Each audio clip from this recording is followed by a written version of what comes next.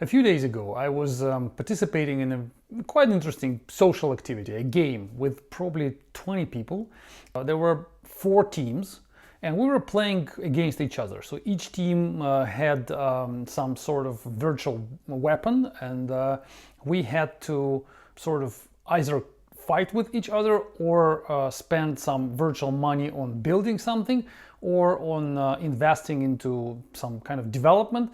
So that was a game, the strategical game with a number of rounds, where in the beginning we had a fixed amount of resources, and then each team was deciding on each round where to put these resources, either on fight, either on war, and either on some activities to kill the neighbor, or on the development of their own factories and science and something like that. That was fun. It's like a group game, and of course, in the end, maybe not. Of course, I don't know what other teams end up with. What's the result for other teams? But we finished with a total destroy of the entire planet, like a virtual planet, because we were doing so many fights against each other. We were dropping bombs on each other, and because of this bombing, the rate of ecology, so-called, like ecological situation on this virtual planet was going down, and on the last round we had it to the negative value, which meant that the whole planet was destroyed.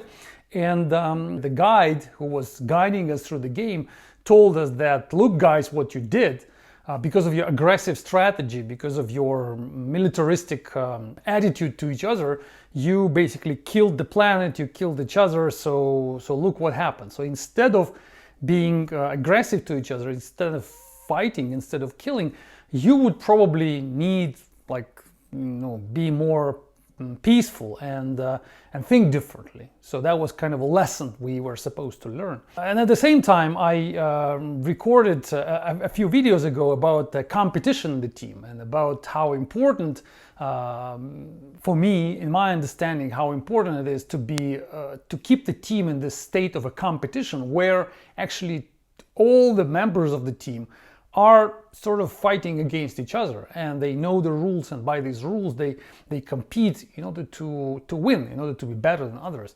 So that was my video about sort of, let's put it, aggressive competitiveness versus peaceful friendshipness.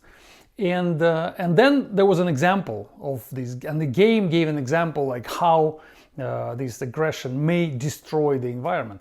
And then we were discussing that, and I decided to record this video because I think that the conclusion of this game, the conclusion this guide made for us, was wrong. What happened in this game is that we were trying to do the right thing. We were trying to compete against each other. We had the weapons, we had the strategy to survive, the strategy to win, and the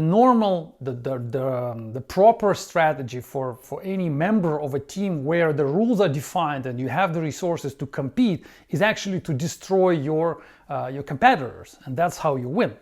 The problem is that we had too strong weapon, too much energy in our hands. The weapon which we had was so powerful, and we, in the beginning of the game, were so naive and so young. I mean, comparing to the length of the game. So there were like 5 or 6 rounds of the game, and we already had the first round. We had the weapon which was possible to destroy the planet. So that's not a realistic situation.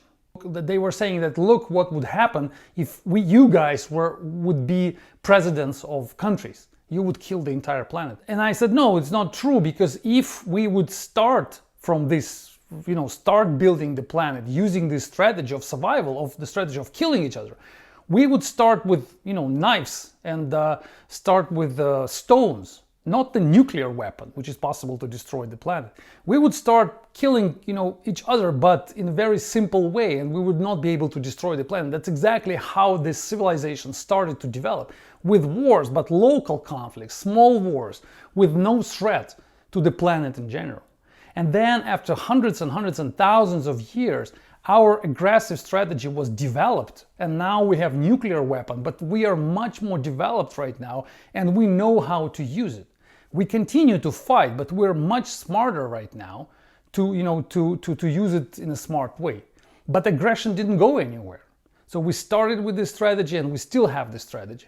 So telling us that you should be, this strategy of competitiveness, the strategy of competition, and the idea of, of winning by destroying the competitor is not wrong.